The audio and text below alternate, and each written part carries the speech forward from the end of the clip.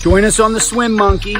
Swim Monkey TV. On the Monkey. Hi, Kara Cassidy here, Seahorse Tales. It's good to see everybody watching again today. As I was getting ready for this show today, it took me back to trying to recall when I learned to swim. And when I was thinking about those memories, all I can remember was my dad and swimming in the ocean. I don't remember any formal swim lessons, although I remember I had a blast because when he was younger, he was a beach lifeguard. So he would just show me how he swam and I would just try to mimic it. And I guess it worked. It was really a lot of fun in the ocean of Ocean City, New Jersey. It wasn't even a swimming pool. Another part of that time that is very vivid for me, it was in the same place, probably the same day, standing on his shoulders and diving off into the ocean. I mean, just easy times and just lots of fun. Really good memories. I'm going to fast forward to the first time I was introduced to actually teaching swimming. I was pregnant with our son, and I met someone through the World Swim Coaches Association clinic. My husband and I went down to over to Hawaii, and he introduced me to Laurie Lawrence, from Australia, who taught me, or he shared with me a lot of different techniques that he would use really fast. So I really had no idea what he was talking about, but he did share with me his video of teaching. So once Quinn was born, I decided to research that a little further and make sure that I was able to teach him how to swim. It was really interesting to me, and I just couldn't wait to really get into it. I do remember Quinn being 5 weeks old upon his first submersion, and we took off from there. We had a big hot tub in our backyard, and that's where the swim lessons took place. So he was my first swim student, which was great. And my two guests, my special guests, best guys in my life, my son Quinn and my husband Sid. Come on in, boys. All right. There we go. Yeah, this is an exciting day for me to have my best guys here on Seahorse Tales. So I would like to start with Quinn. I'm just curious if you remember learning to swim with me as your teacher, or what you remember of it. I'd say, I can't place too many memories as like an infant toddler, but I'd say I can definitely remember some times, like just in the jacuzzi, like you were saying, or back when you're talking about Pop and my mom's place at their pool, just kind of being a little kid, just swimming underwater just to be in. Yeah. So I'd say that's probably like some of the earliest memories I have. And then just like being a young kid at the beach growing up, obviously. Oh, for sure. I know those pictures that Joe, our great producer, Joe and Bess, thanks for doing this again. And those pictures of Quinn diving down, that was at University of Miami. So he had already been going underwater, for a year by then? Was he a year? He was under 2 in those pictures. Okay. So yeah, over a year being underwater. So, my memories when I first started, I was a little bit before you learned in the ocean. I learned in Emma Webb Park Pool in Kinston, North Carolina. It was the Red Cross lessons, and they had stations all around the 50-meter pool. My mom had 4 kids under 6 years old. She's like, get them out of the house. We're in North Carolina with no air conditioning, middle of the summer. So we went and did all the stations, and I remember really being like eager to get to the next station. There were 10 like Guppy, a lot like the program that you have here at Florida Swim School, but not so advanced. It was pretty much basic. But swim lessons, your progress from there. Yeah. So then you went on to competitive team, and we just got all of our old home videos digitized. So I found one, I don't have it here, but I found one of Quinn's first race, and it was the 25 freestyle, and he was 4. I can't even believe. I was like, oh my gosh, he made it. It was like a minute, but he made it. But he quickly advanced from there. But at that time, Quinn, I think I started coaching you maybe for a year around then. But then after we moved to Florida in 05, I think I coached you 10 to 12. Yeah. No, you did. You coached that age group team at St. Andrews. It was probably for a couple of years where you were coaching me. And then before that, like when you're talking when I was first swimming, just like the mini meet sizzlers, right? Like the lollipop meets and all that. 6 and under. Starting from 4, right? 6 and under, 7, 8, 9. And then we moved to Florida. And then, then you were coaching me. And that was super cool, because we had a big group of guys that you had your hands definitely filled with. I did. Was it hard for you to have me on deck as your coach and then at home as your mom? I don't think so, just because I kind of just grew up in that, just even in Atlantic City when Dad was a coach there, and he was a coach obviously at St. Andrews too, just kind of growing up in that environment, understanding that that was just it, I think that a big part of it's communication. Yeah. Definitely. So, and that's a lot of things. Your mom was always good about setting, family rules and standards. And even, your Definitely. sister, had, okay, here's a family council meeting. You can talk some about that. But for us as a family, I have to credit your mom for saying, okay, well, here's the rules. Yeah.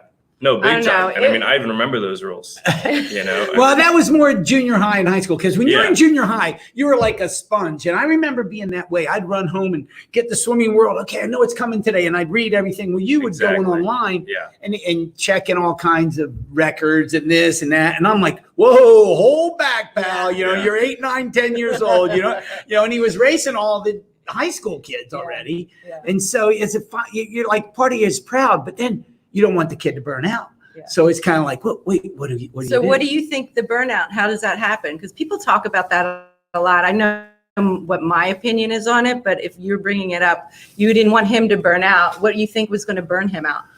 I think in a lot of ways. Studying too much? Not studying too much, but I think at the time, like right now, Quinn's going to be 25 in a few weeks. Okay. So when he was 5 to 10, you're talking 20 years ago, and swimming was a lot different, and we were doing more. And that's when the thinking was coming back around, and we said, oh, he's an age grouper. And we really started to focus more. Dave Wakely was, let's do more. And Cecilia McCluskey, Cecilia, who's a great master swimmer. What does she have? I don't know how many world at least, but those two did a great job with Quinn. And when we took him back, when we expanded that team and took him back, my fear of burnout was doing too much too early, letting him, but we only had one group. So it was kind of hard. That's why it was great that your mom was able to help coach you. Yeah. And, I don't know. I think in the long run, you're still in the sport, so you must like it. Yeah. No. And I think you talk about the burnout, right? That's something that you hear a lot just across this, in all sports, and I think a lot of that comes with, losing that, enjoyment for the sport, right? Just like that baseline, love for it, right? And I think it's, when you're pushed into that and you're forced to do it so much, that's kind of where that burnout mainly happens, when it's somebody pushing you and you not doing it for yourself, and I think, I don't think I ever kind of had that issue, because you guys were always very much, especially when we got down to Florida and you guys were pushing water polo, I think that was a really good, just easy other way to just kind of stay in the water, but be completely different than just playing wall tag at the bottom of the pool. Yeah. Well, I think it's interesting for you to say being pushed, and that's the burnout, because really it is. And I hope there are parents watching too, because everyone wants to be their parents' biggest cheerleader, whether it's soccer, basketball, swimming, water polo, whatever it is, tennis, they do push their kid. There are parents out there that are pushing their kids and may not realize it. So I think it's important, step back, ask your kids if they're having fun. Yeah. Right. Because that's important. Yeah. Well, there's all kinds of guidelines. USA Swimming does a great job. American swimming coaches, and not just in swimming, but in tennis, in any sport, certainly golf. We've seen a lot of people, but then you go to music or you go to even academics. And I think what's important, and in my mind, this whole pause button with the COVID 2020, just everything coming to a halt, has given us a chance to kind of step back and look at it a little bit differently and say, okay, I think some of the parents that,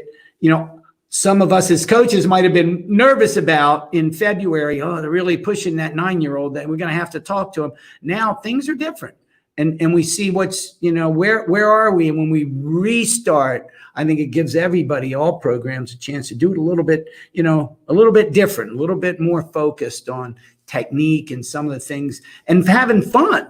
Yeah. You mentioned water polo, and the guys in Atlantic City you were with a group of boys. You guys you'd love to you couldn't wait to get to the pool. Exactly. Yeah. Going down to MLK in Atlantic City, playing basketball in the pool, where they had just little tiny like turtle pictures at the bottom of the pool you can just look at. I remember that. Keep it kind of exciting. And I think that's important too, just keeping it exciting, because like you said, it could get boring playing wall tag. And those of you that don't know what that means. How about that question from Joe? When's it time to get serious about swimming? What do you think, Quinn? When is it time to get serious about swimming? I think, as you kind of go through your ages of being in any kind of athletics, you're kind of increasing your seriousness about it as you're going. Rather, if you're going one sport or multi-sports, you're increasing that seriousness into that kind of devotion. And I think if you do, if you're able to do both, if you're able to do one, I think probably around that age, like 14, 15, around that middle age of high school, that for boys. Sophomore. Oh, no, I would say, for girls too? You're just saying when it's time to actually get if you're going to pick a sport, not even that, but just, get into more doubles type training like that. We'll go freshman year 14 about. Yeah, freshman year. I have always kind of had a rule of thumb that, you weren't allowed to swim morning practice in 8th grade or earlier. It was just middle school, no way. And I did break that rule with Megan Maroney, who in 8th grade was already very mature and qualified for, nationals and Olympic trials. And it was an Olympic trial year. Mm-hmm. And that was the year we took all 4 of those. So I think there are exceptions, but by and large, USA Swimming, all of our philosophy has always been, play water polo, do the other sports, go ahead, do some music, find some things that make your life full besides just the black line. Open water. It could be a lot of different things, but just my opinion, when boys are 14, 15, even like Matt Biondi got real serious late. Not many guys do that, but he was learning to swim and technique wise, 7, 8, 9, and then he got away and then he came back. I think boys 14, 15 is about, if you're going to get into doubles, you can still do it. Guys who have made a difference, who was one of our other great sprinters, didn't even high school, was coming into his own, but in sprinting, it's a little different than if you're swimming the 400 IM, the 200 fly, some of those events. Girls, maybe a little earlier. I don't know. Well, let's talk a minute or two about parents and how they can help you, like your parents help you, or you're going to ask some of your friends you swam with, how were the parents supporting them during meets? I remember specifically because I wanted to be careful because he was all around his family all the time with the swimming. I would say, okay, Quinn, what do you want from me when you're in a race? What do you want to hear from me after? I don't want to correct him.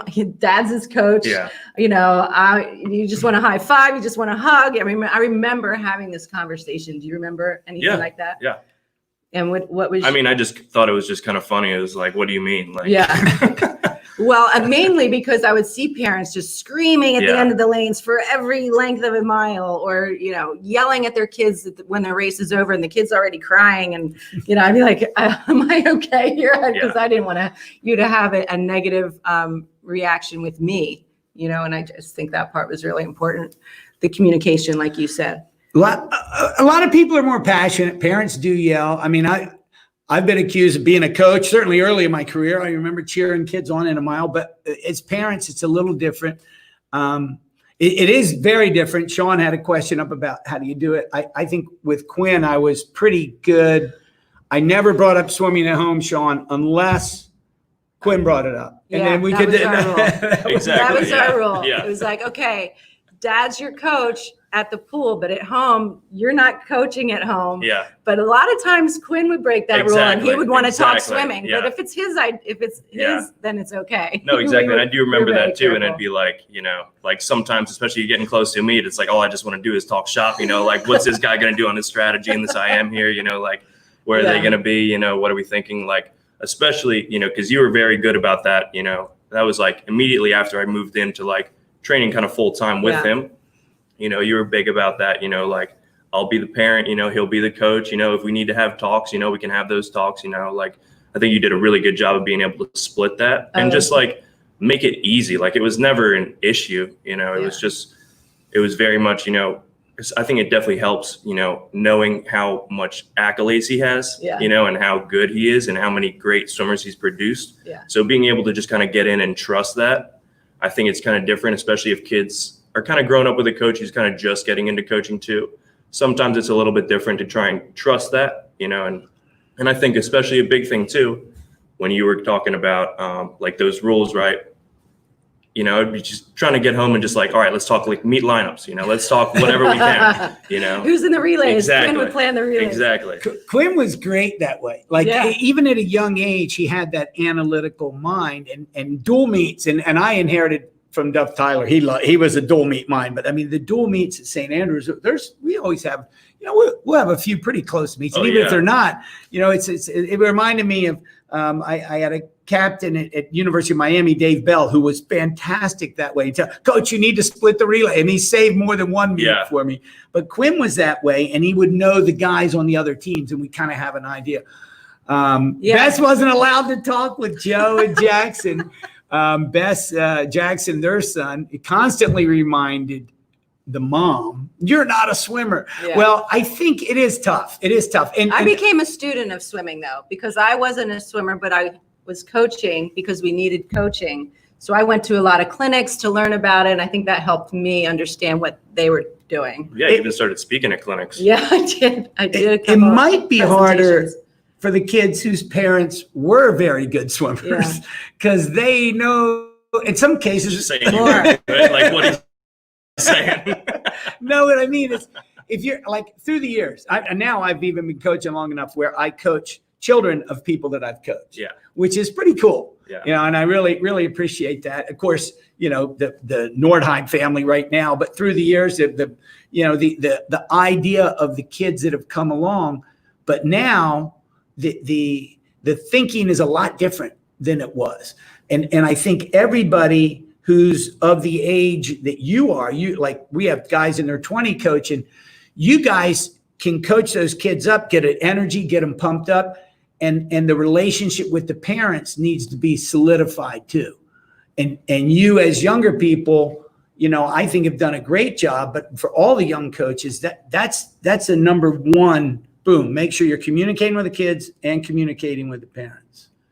Yeah. And parents, you know, we've always said, trust the coaches, let the coaches coach. We're not parenting your kids, you know, let the experts do it.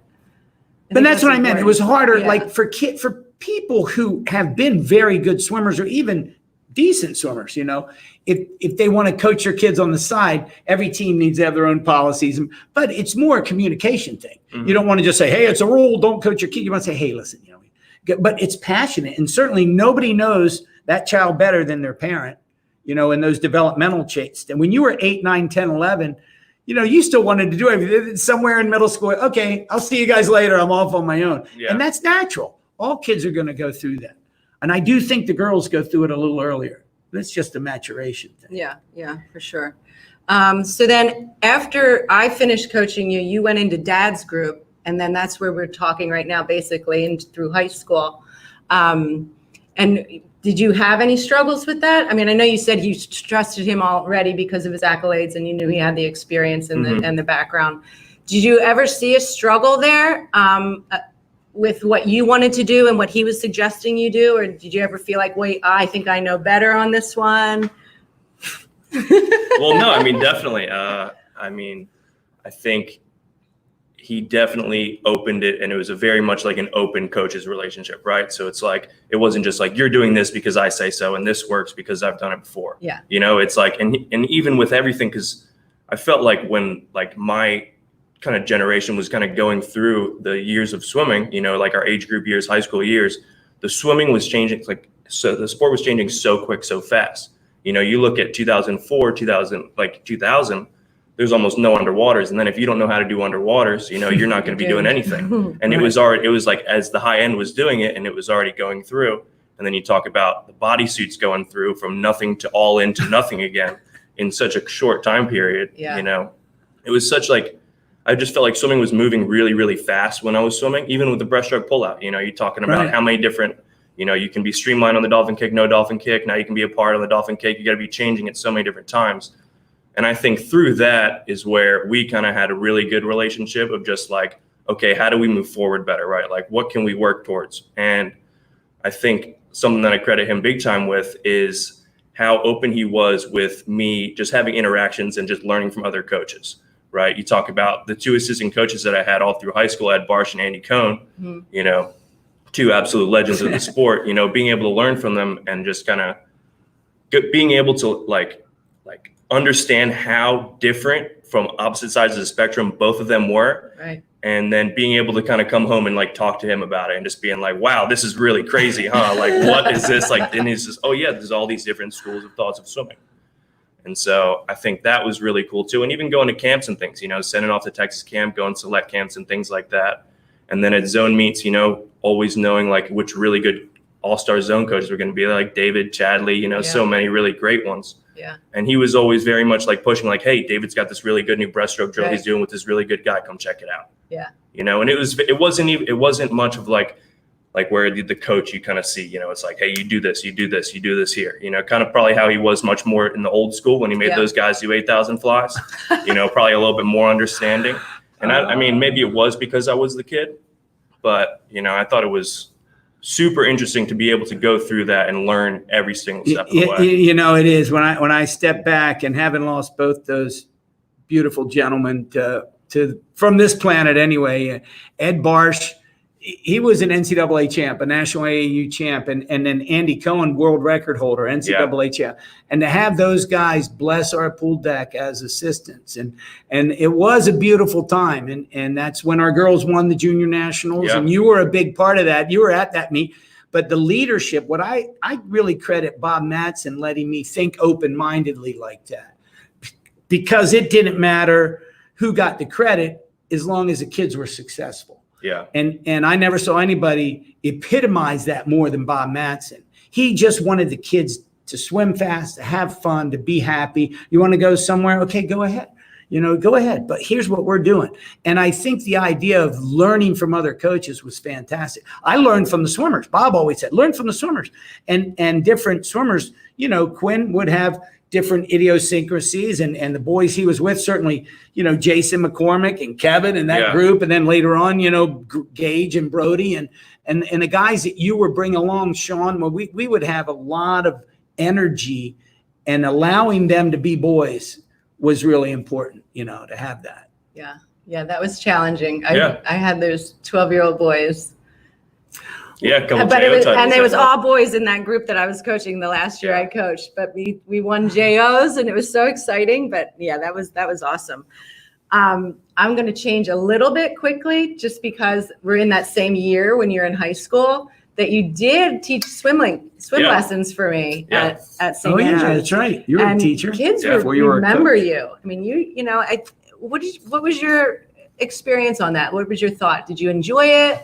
Was it just to help me out? I mean, did you get anything out of it? Yeah, definitely. I mean, I'd say probably, I mean, just kind of first going into it, you know, I would like to have like kind of like the better lesson kids, right? Yeah, more advanced. Like, exactly, right? So just so I could kind of have more fun with it and be able to relate it more to where I am. Yeah.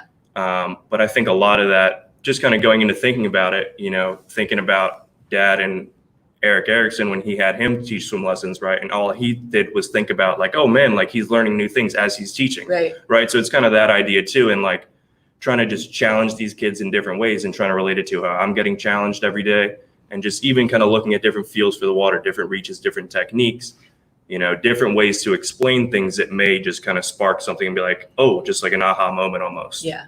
Yeah. For me, of course, it's super rewarding to see the advancement and the progress of the kids, especially when you say, hey, guess what? You're ready for swim team.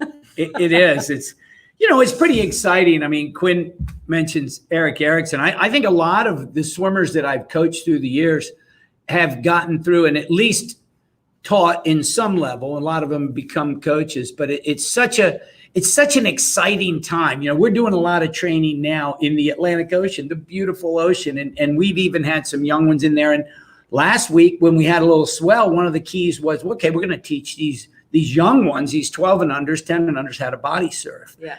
And when they learn a new skill, I can remember one of our little 8-year-old girls turning around, and, you know, giving me the Hulk. Yeah, I caught my first wave. And it's like, it's fantastic. And when the kids are in the pool and chasing each other and having fun, that's what it's all about. You know, that's where we go. Oh, it's up there. Oh, Tracy. Oh, yeah, Tracy. We were just talking. I as a matter of fact, you know, I caught Tracy, your brother Trevor's podcast with our friend from Swim, Mel Stewart, and he was bringing up the swim school, the Wilmington Swim School, and the mini meets, and God. Tracy he said Tracy had an 8-pack. He was born with an 8-pack, and he used to kick Trevor's butt. But he was definitely the better swimmer in the younger years. And Quinn, what's this question here? Did teaching swim lessons give you a good foundation for you when you started coaching the team? Yeah, I'd say so. Just kind of in a way of being able to like talk to younger kids and just kind of have that just relationship, you know, make it easygoing while trying to explain it, you know, and it's probably much harder to teach those kids those kind of techniques than it is kind of that more like advanced. Yeah. Well, I do think having your athletes involved, like if you high school coaches, you know, people can get your juniors and seniors, at least, even if it's on a volunteer basis, you know, once a month, you know, a couple times a month. But if they want to get involved in learning to teach and you have that program, it's a great idea. I mean, I do think, I know that it's one of the things that got me excited about coaching. Kathy McNichol and I were doing the little sea serpents for Bob Matson, and I loved it. I loved seeing these kids grow and catch it. And what you do in here is fantastic. Well, I think that you just hit on a very good point, and anybody watching can kind of pick up on that, regardless whether you're doing learn to swim or competitive swimming. Get in contact with that other part. If you're a competitive swim team, you're a coach of a team, you own a team, see who's teaching lessons in your area. Use that as your feeder program if it's not you. You know, because that could be a great relationship. And then you can tell them, you know, what the parameters are to join your team, and then they can start teaching it. And then they can contact you and say, hey, we have 3 kids who just passed the test. Or if they have tryouts and the kids aren't ready, they can say, hey, go over to this swim school. They're going to teach you exactly what you need to be on our team because we're in a relationship and they know what we need. I mean, I think that's a really good idea to do. But and there's ways where you can actually get the swim school rankings tight. Like you can find out if they're affiliated with the United States Swim School Association, or, you know, but the important thing, Quinn, it looks like some of your beach patrol, it looks like your cousin Eddie. Okay, here we go. Quinn, what challenges did you face when going from competitive pool swimming to competitive ocean swimming? And working with me on 9th Street Beach 4th of July weekend. That's his cousin Eddie. I was going to jump towards that, but this is another jump. So go ahead, Quinn. What challenges did I face? Challenges going from competitive pool swimming to competitive ocean swimming. So Quinn represented Ocean City Beach Patrol in their competitions. Yeah, I'd say probably the biggest one is because in those races in South Jersey, it's not like you get a nice big buoy or something. You know, you get a tiny little, 3-foot flag that you got to go find that's half a mile, 3/4 of a mile off the beach. So you can't see it from the beach. You cannot see it the entire way. So you kind of just have to be going off of where you can see behind you, and you can, like, once you just kind of get out there and map it out. But I would say that was probably the biggest just hurdle to jump. But I would just do that every day, and blessed to have a cousin like Eddie, who'd be willing to wake up with me early, drive that pontoon boat while just listening to some talk radio sports about nothing as he's just, driving me down back in the 9th Street Bay. Nice.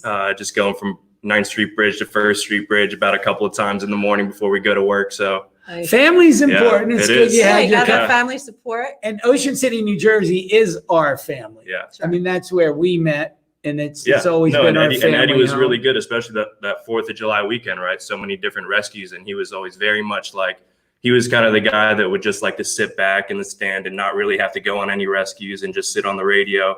he would like to make other people go and do the fun stuff like the rescues, which I was all for, so I was really thankful that he just preferred to just kind of sit back and stay out of the craziness because he wasn't as good of like a swimmer, in a boat every once in a while he'd be a little bit better. I understand now why. Okay, he was all like his father in that regard. I guess so. I don't know. Okay. No go Eddie?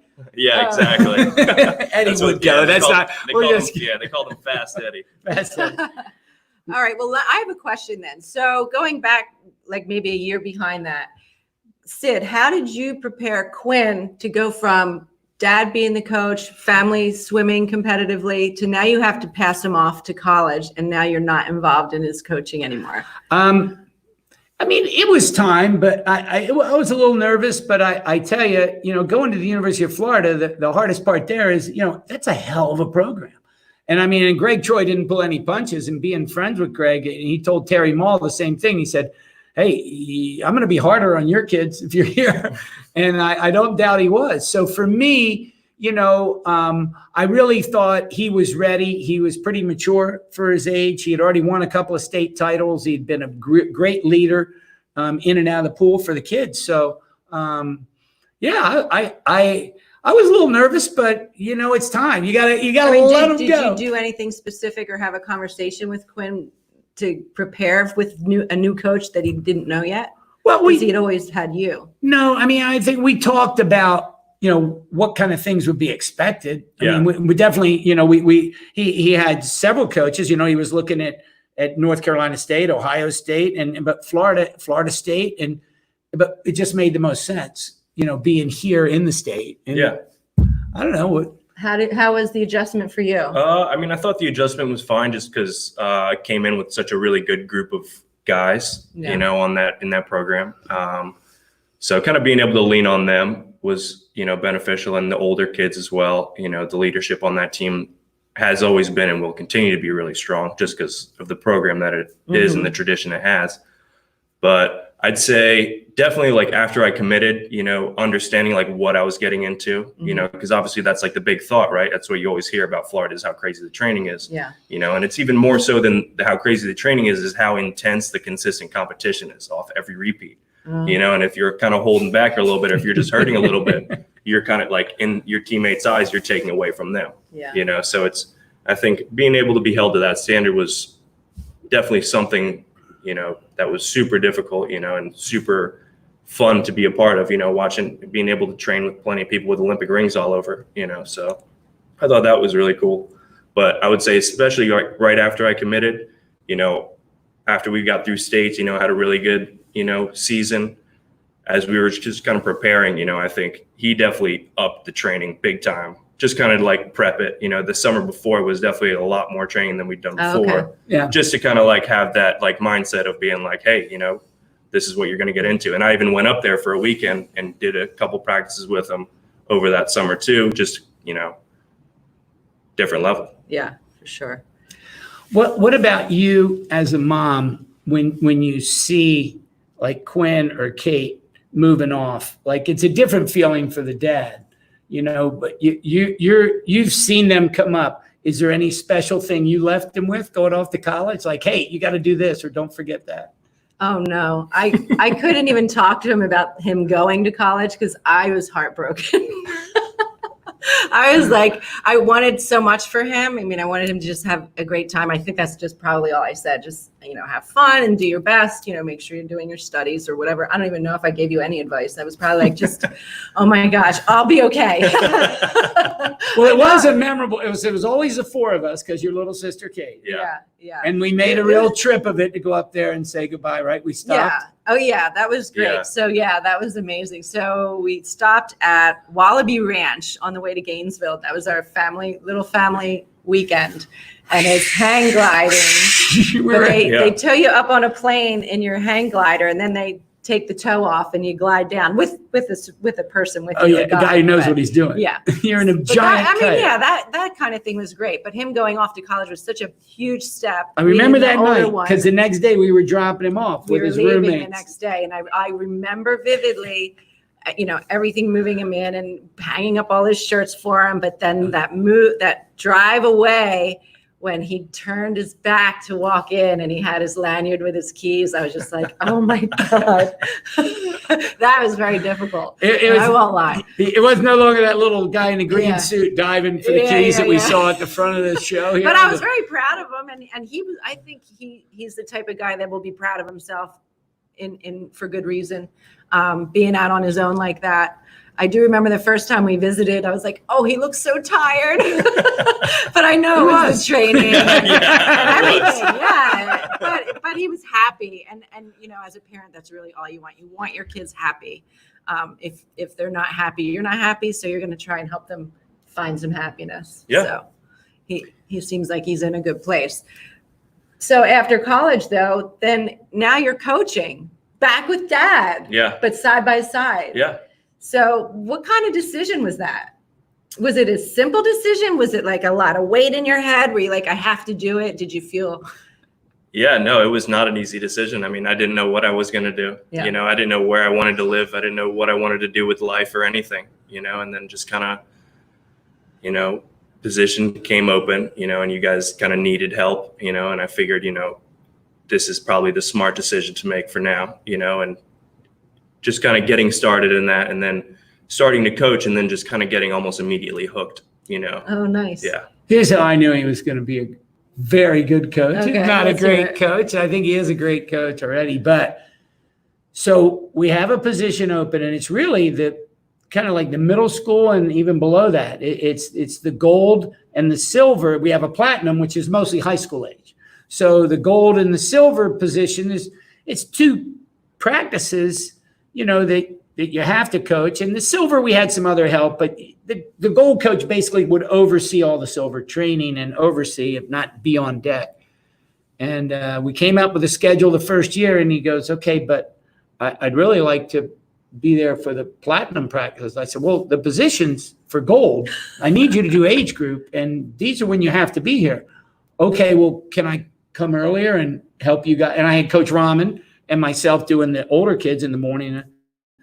And he didn't miss a morning practice his first year of coaching. I told Troy that. He didn't miss a morning practice. That's Rahman, Quinn in the middle, still missed one. and me. No, still. No, but that first year as a volunteer, Yeah, like volunteering, he yeah. was not technically one of the platinum coaches the Right. first year is what I'm saying. And then at the end of that year, I said, okay, we got to work this out because he obviously wants to be here. And spread it out then. And now, the way things are going now, he and Rahman coach the age groupers in. I help them, and it works out pretty well.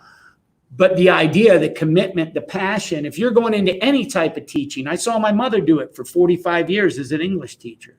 If you believe it was Van Gogh. We had it on the back of one of our T-shirts, Vincent Van Gogh. Anything that's done in love is done well.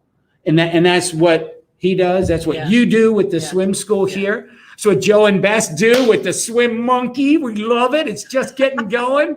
This has been a lot of fun. It really is. And I know that what we give to the swimming community, we give to the community as a whole. And it's whether or not you want to become an Olympic champion, whether or not you have to learn to swim, right? True.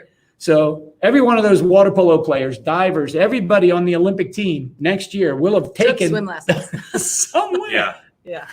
So, I'm just glad we were able, when you talked about you first learned about coaching, you didn't mention the name Laurie Lawrence. No, Laurie Lawrence. No, I did, didn't I? Oh no, I'm you sorry. just said Anyway, I'll just lead ahead. you into the story. Fine. So Go for Laurie it. Lawrence, and I was really lucky to have really good swimmers. I mean, I had Jason Gorey, and he went to Florida, and then they picked me to be on a national camp. I was out there with Bud McAllister and Janet Evans and all these people, Steve Boltman. We were coaching the national distance team, and they also they picked people from nationals from 4IM, the 8 free, and the 1500 from Australia, Canada, and US. And then we had like a 2.5 week training, and all the coaches. That's where I met Laurie Lawrence. Fantastic individual. And this was, I don't know, mid 80s, early. It was when we were married, but before he was born. And then that was 90s. So Quinn came in, maybe it was 90. But anyway, we went to Australia. You met Laurie. We went there for a coach another time. And we went to, and Jack Nelson, God rest his soul, had Laurie over. And Kara goes, and she's, I don't know how pregnant, it's Yeah. summertime, Yeah. and I'll let you take over from there. So we're going over really just for dinner. You're making plenty of good money as a legal assistant in downtown Miami. And I'm just thinking, okay, take a few weeks off because, swim coaches don't make a lot. And then it was at that time you had your aha, right? Well, Lori just said to me, you have to get that baby swimming. You have to make sure that baby knows how to swim. He took me outside to Jack's pool with showing me with a doll. This is how you would do like a couple quick tricks. And then he actually gave me his teaching video that was like a VHS at the time. So I had, to just as a gift, like, here, take this. This will help you get started. And that's when my research started, and I really got very interested, and my passion started with learning to swim because I honestly didn't even know it was a thing. Now, if you don't know who Laurie Lawrence is, Google him. Laure Lawrence. So he's got his Laurie, Laurie Lawrence, but it's a male, and he's a god in Australia in the aquatic world for sure. And he's got a new book coming out. We're going to be having him in by the end of the month. He's going to be on Stories with Sid. But I am looking forward to that. But I remember he was startling. He pointed at your belly and he's like, who's going to teach that baby to swim? And you were like, oh my God. And then it kind of got you into that thinking, and we ended up building the hot tub, and the rest was it. That hot tub, it was just the start. Yeah. Just the start. Quinn, do you have any suggestions for kids who are going off to college or to swim or do another sport, like what they could expect, or any just good advice that you would pass on? Well, I think just kind of I would say the number one is the time management, right? Making sure you know what you're doing and when you're going to be doing it. Right, because you're going to be training, you're going to be doing a bunch of weights, you're going to have to be eating a bunch, and your classes are going to be structured differently.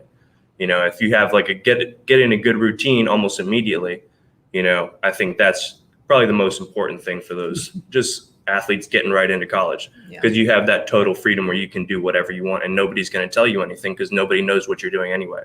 Even if your parents have you on your tracker or whatever, it's plenty of ways to get out of that easily. Sure. When you're however many miles away. But I think, kind of just taking ownership for that and taking ownership for yourself and kind of where you're going to be going kind of through life, those 4 years, kind of finding out where you'd like to be at and like what you'd like to really do, making sure you're focusing and committing on that. It's definitely really important. You always seem to me to really love the sport of swimming, like while you're doing it, during all your different levels, beginner, high school, college, just a real fan of the sport. You call yourself a fan of the sport. Yeah. So did you think during college that I'm going to be a coach, or I would like to be a coach? That was always the joke, even in middle school and high school, right? It's like, oh yeah, you're just going to be a coach and just be here, right? And it's not just, it's pretty cool. No, exactly. But it's like, it's like as a swimmer, you don't, it's like, you don't grow up in class being the teacher, unless you're the teacher's pet, right? You don't grow up swimming too much unless you're going to be the coach, right? But no, it's always something I definitely thought of, and just kind of going through that, always hearing that, always keeping that in the back of my head too. I know for me, and And what about you? My first year, I didn't know Bob Matson needed help. He had a position open, same type of thing, but it was a huge team, and I had to take over. And after 1 year, I went in and I really expected, okay, Bob, you're not really paying me. I might go back to California and do this film editing thing where I had everything on hold. I had an internship lined up, working with a cable company in San Diego, and this is 1980, so it's like cable's brand new. Nobody knew. And after 1 year, and that was when Erickson was a senior, and I had all these characters, Keith Cout and Dave Chesler, and I said, I can help these guys, not just be better swimmers, but be better people. And in the essence of what Quinn's doing, what you're doing, what Joe does, what my mother did, is you're helping people, be better at the English language or divers or swimmers, but you're teaching them to be better people. And that's now at this time, it's with everything we're going through, this is a challenging time. So you've been coaching how many years? I started September 1, 1979 was my first day of coaching with Bob Matson full time. And can you imagine doing anything else? No, I can't. I love it. I mean, I can imagine doing this for fun. It's just a little hobby. Yeah. But no, I do love it. The fact that I feel we're being challenged, you know, with the whole COVID-19 and what people are looking at for competition, and I find myself more invigorated because of Quinn, because of Rom, and because of coaches Allie and Penny learning and trying to gain. Look, we've got to help these kids get through this time. This is unprecedented time. We want to help them use swimming as the vehicle to get to the other side and know that it's not just about how many AA times you get, but bettering yourself and challenging those kids that you bring down to the beach, those learn to swim kids. Yeah, we're doing swim lessons in the ocean. It's amazing. But I do want to give Quinn a big shout out, because during this whole shutdown, you know, not being able to use a real competitive sized pool, you've been so positive and really outside the box for anybody who's ready. You know, like taking them in this small pool here and just tying them up with cords and giving them an hour workout. They're getting great workouts. Yeah, no, definitely. And it's just being innovative like that. And the time in the ocean on your paddleboard, just following them around in their courses. And I just want to say that, wow, good job. Appreciate it. Yeah. I appreciate it too. Yeah. And I think I know all the parents do. I mean, you know, there's and by the same, we really respect, just like you do.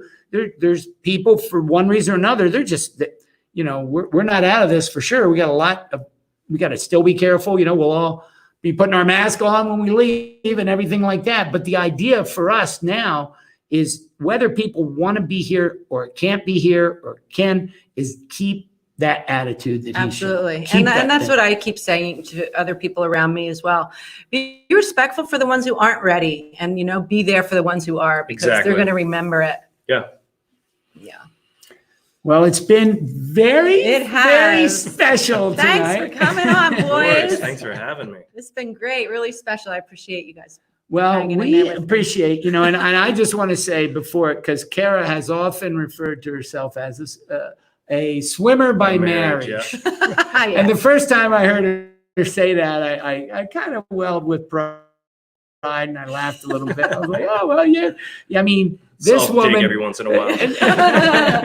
And to her credit, I mean, her very first swim meet was a college dual meet between Florida State and UVA. At Virginia, when I was an assistant, we were just dating. Yeah. And I said, hey, why don't you drive down from Jersey? And, you know, I said, I can't really see you, but during warm up, I leave the pool deck. I go up to see her. You know, she takes off the heavy coat. It's winter. Yeah. Indoor pool. She's never been in one. Now we're traveling light, you know, Florida State. We weren't like the Gators with all these, you know, grad assistants and camera people. And I said, hey, can you take our team, you know, I gave her video of the meet. I'm like, okay, so I'm thinking start, finish, next, start, finish. Well, what was it? A 8 lane pool. So there was no warm up pool. And I didn't know when the races were stopping. And so I'm just like, they're not stopping. The 1,000 free came as soon as they would do it. What is going on? Then they'd jump into the empty lane to do their warm down, which I didn't even know about yet. But anyway. And you're still following them in the warm down pool. I'm still following them. I'm just like, here's your video. I think I got everybody. Yeah. From that point forward, though. But my first race, I did have a first race. That's what I was going to go to. From that point forward, you know, she loved the sport, and we got married, and she came around, and then my swimming buddies, you know, I married. She doesn't know anything about swimming. It was like, this is good. And then she's working. She's in the legal world. She's making real money. It's good. But then the idea that she wanted with you was really cool. And then she got this thing. It was like, I want to do a race. And Ocean City, New Jersey is where they had a mile race every year. It was a pretty tough race. Well, the first one we went to Wildwood. It was a rough, rainy June night. Well, it was just very cold. The ocean was like 65 or something. But anyway, that was my first competitive race. And you still got a little award for your age group. Yeah, and I don't know if you remember, but I remember because it was a Yates swim, and it was just filled with jellyfish, and all just those clear ones just all over, and it was terrible. And I'm just a little kid, just like hating every sec, just loving being in the water, but every time I'm touching it, all I'm getting is just a handful of jellies. And so he's swimming with me, just like kind of being like, all right, we'll be okay. I don't even know how old I was. I think you're 8. Yeah, maybe. And so he's doing like backstroke a bunch, like kind of in front of me, swimming in front, just trying to clear it. And I remember we get there and Mom's already been done. And she beat both of us in that race. So you can still hold that over our heads. Oh, good. I didn't even realize. That was your second race. Exactly. Yeah, that's okay. But I remember too, it was right after 2, we got out and I was like, oh my gosh, this is terrible. And you got this whole red jellyfish stung your face as you're coming in. So you had all this terrible sting. Yeah, and my goggles were off. Yeah, and you were not happy. And everybody's had that mud mustache from the bay. Yeah, But it was it was one of the last times that Atlantic City Beach Patrol let us do it with the current assist. You know how we started and we finished there at Gardner's Basin. But my point was that your mother has been, quite the trooper, quite the aquatic trooper, and now she's a regular at the Olympics, and she's doing this. She has built this and has people around the world. When I went to her clinic in Milwaukee, and really saw firsthand, how well she's respected, her teachings and that kind of thing. I'm pretty proud of a woman that never even swam competitively growing up. Yeah. It's about doing what you love. I just found something and I really gravitated towards it. I just fell in love with the idea of teaching kids and water safety, and I'm saving lives basically. I mean, that's the importance of it. It's about saving lives and making sure people understand how to be safe in and around water, including parents who aren't in the water. So, well, you can teach parents too. You'll teach them. Well, of course, but I'm just saying that's the important thing is understanding how. Anyway, my sign off is thank you very much. I'm very proud of you, and I know we're just getting it going. We've got a lot more to do, and we're going to get through this stronger. And Quinn? Yeah, no, I appreciate you having me on. I think this is really cool. I thought this discussion was super interesting, even just kind of when you were talking about what you thought you'd like to get into. But, I would also like to thank you just for being, such a great mom from start and still and through forever. You talk about you caring so much, you coming up to me and being like, hey, what do you want me to do after your race? I just wanted you to be you, and you always were. And that's what I always appreciate. So thank you, Mom. My pleasure. I'm glad I did something right. Thank you. And thanks for watching, everyone. Seahorse Tales signing off from Swim Monkey TV, presented by Florida Swim Network. Join us on the Swim Monkey. Swim Monkey. Monkey TV. On the Monkey.